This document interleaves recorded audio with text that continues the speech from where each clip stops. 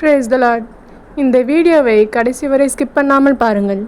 இந்த அதிகாரத்திலிருந்து கடைசியில் கேள்வி ஒன்று கேட்கப்பட்டுள்ளது. அப்போஸ்தலருடைய நடபடிகள் 7ஆம் அதிகாரம். பிரதான ஆசாரியன் அவனை நோக்கி, காரியம் இப்படியாய் இருக்கிறது என்று கேட்டான்.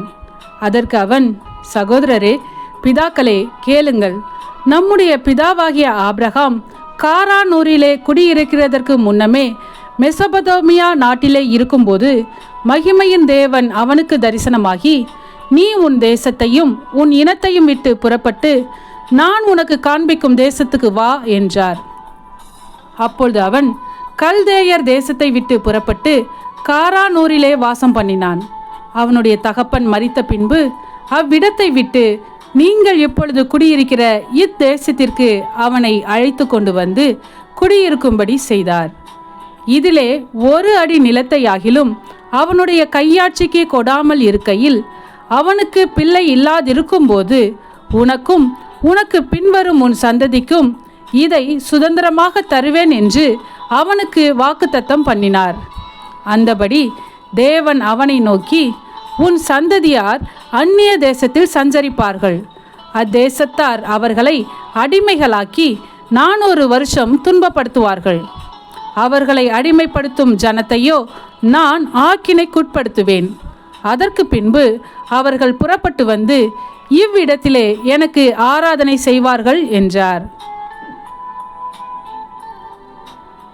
மேலும் விருத்த சேதன உடன்படிக்கையையும் அவனுக்கு ஏற்படுத்தினார். அந்தபடியே அவன் ஈசாக்கை பெற்றபோது 8ஆம் நாளிலே அவனை விருத்த சேதனம் பண்ணினான். ஈசாக்கு யாக்கோபையும், யாக்கோபு 12 கோத்திர பிதாக்களையும் பெற்றார்கள். அந்த கோத்திர பிதாக்கள் பொறாமை கொண்டு யோசேப்பை எகிப்துக்கு கொண்டு போகும்படியாக விற்று போட்டார்கள். தேவனோ அவனோடே கூட இருந்து எல்லா உபத்திரவங்களினின்றும் அவனை விடுவித்து எகிப்தின் ராஜாவாகிய பார்வோன் சமூகத்திலே அவனுக்கு கிருபையையும் ஞானத்தையும் அருளினார். அந்த ராஜா அவனை எகிப்து தேசத்திற்கும் தன் வீட்டனைத்திற்கும் அதிகாரியாக ஏற்படுத்தினான். பின்பு எகிப்து, கானான் என்னும் தேசங்களிலெங்கும் பஞ்சமும் மிகுந்த வருத்தமும் உண்டாகி நம்முடைய பிதாக்களுக்கு ஆகாரம் கிடையாமற் போயிற்று. அப்பொழுது எகிப்திலே தானியம் உண்டென்று யாக்கோபு கேள்விப்பட்டு நம்முடைய பிதாக்களை 1ஆம் தரம் அனுப்பினான். 2ஆம் தரம் யோசேப்பு தன்னுடைய சகோதரருக்கு தன்னை தெரியப்படுத்தினான். யோசேப்புடைய வம்சமும் பார்வோனுக்கு தெரிய வந்தது. பின்பு யோசேப்பு தன்னுடைய தகப்பன் யாக்கோபும் தன்னுடைய இனத்தார் யாவருமாகிய 75 பேரை அழைக்க அனுப்பினான். அந்தபடி யாக்கோபு எகிப்துக்கு போனான். அவனும் நம்முடைய பிதாக்களும் மரித்து அங்கே இருந்து சீகேமுக்கு கொண்டு வரப்பட்டு ஆபிரகாம் சீகேமின் தகப்பனாகிய ஏமோருடைய சந்ததியாரிடத்தில் ரொக்க கிரியத்துக்கு வாங்கியிருந்த கல்லறையில் வைக்கப்பட்டார்கள். ஆபிரகாமுக்கு தேவன் ஆணையிட்டு அருளின வாக்குத்தத்தம் நிறைவேறும் காலம் சமீபித்த போது யோசேப்பை அறியாத வேறொரு ராஜா தோன்றின காலமளவும் ஜனங்கள் எகிப்திலே பலுகி பெருகினார்கள். அவன் நம்முடைய ஜனங்களை வஞ்சனையாய் நடப்பித்து நம்முடைய பிதாக்களின் குழந்தைகள் உயிரோடு இராதபடிக்கு அவர்கள் அவைகளை வெளியே போட்டு விடும்படி செய்து அவர்களை உபத்திரவப்படுத்தினான். அக்காலத்திலே மோசே பிறந்து திவ்ய சௌந்தரியம் உள்ளவனாய் இருந்து 3 மாதம் அளவும் தன் தகப்பன் வீட்டிலே வளர்க்கப்பட்டான்.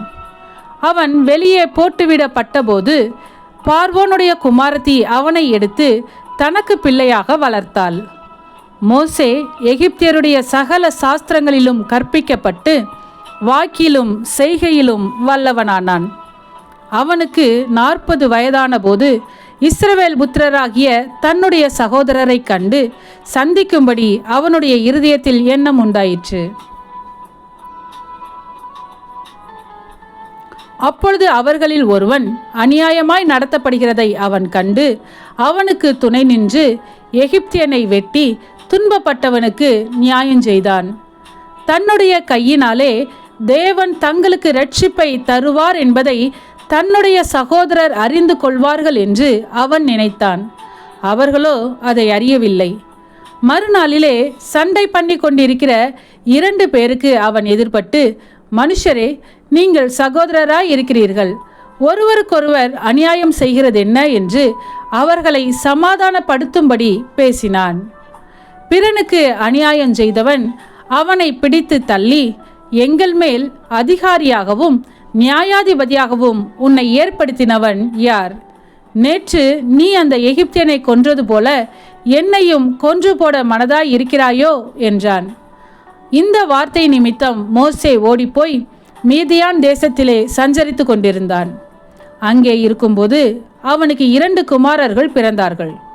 40 வருஷம் சென்ற பின்பு சீனாய் மலையின் வனாந்திரத்திலே கர்த்தருடைய தூதனானவர் முட்செடி எரிகிற அக்கினி ஜுவாலையிலே அவனுக்கு தரிசனமானார்.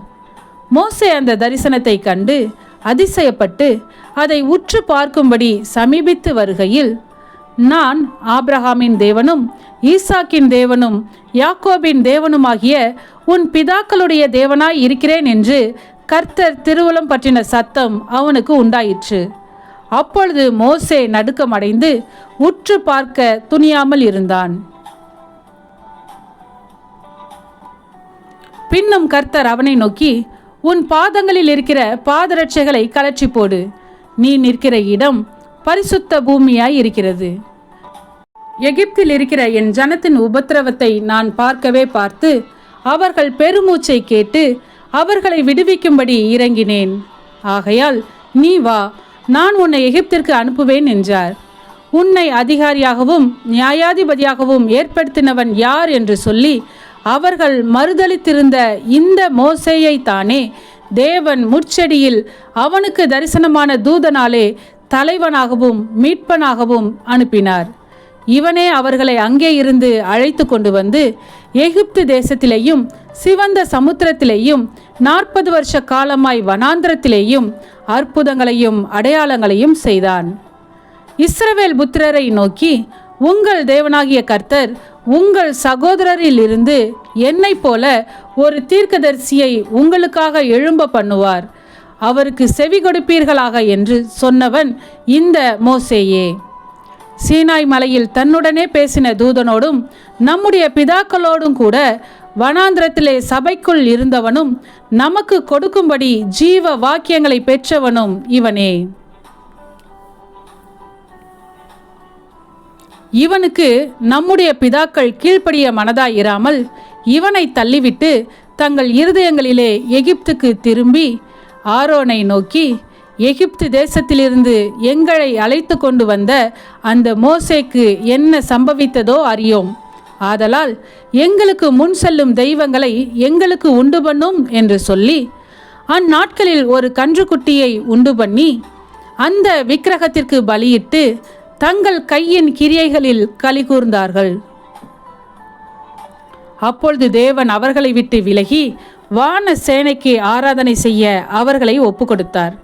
அதை குறித்து, இஸ்ரவேல் வம்சத்தாரே, நீங்கள் வனாந்திரத்தில் இருந்த 40 வருஷம் வரையில் காணிக்கைகளையும் பலிகளையும் எனக்கு செலுத்தினீர்களோ என்றும், பணிந்து கொள்ளும்படி நீங்கள் உண்டாக்கின சொரூபங்களாகிய மோலோகினுடைய கூடாரத்தையும் உங்கள் தேவனாகிய ரெம்பான் என்னும் நட்சத்திர சொரூபத்தையும் சுமந்தீர்களே.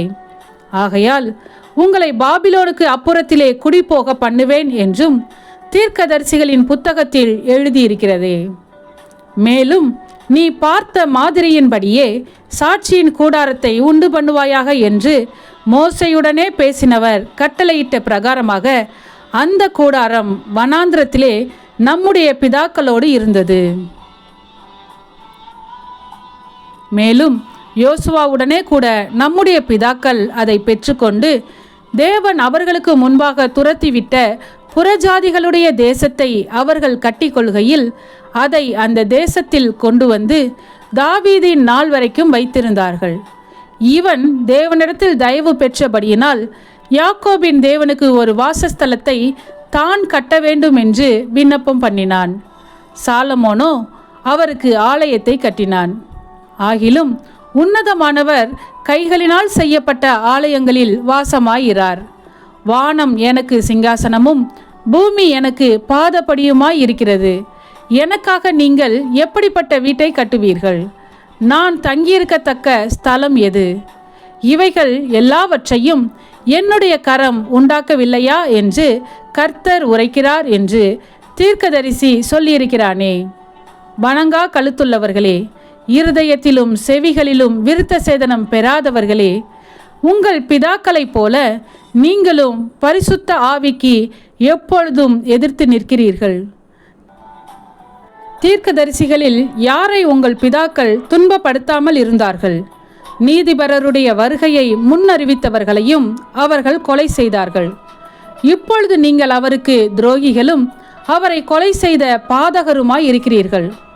தேவதூதரை கொண்டு நீங்கள் நியாயப்பிரமாணத்தை பெற்றிருந்தும் அதை கை கொள்ளாமற் போனீர்கள் என்றான்.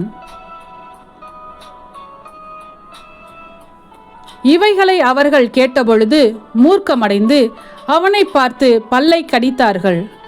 அவன் பரிசுத்த ஆவியினாலே நிறைந்தவனாய் வானத்தை அண்ணாந்து பார்த்து தேவனுடைய மகிமையையும் தேவனுடைய வலது பார்சத்தில் இயேசு நிற்கிறதையும் கண்டு, அதோ வானங்கள் திறந்திருக்கிறதையும் மனுஷகுமாரன் தேவனுடைய வலது பார்சத்தில் நிற்கிறதையும் காண்கிறேன் என்றான்.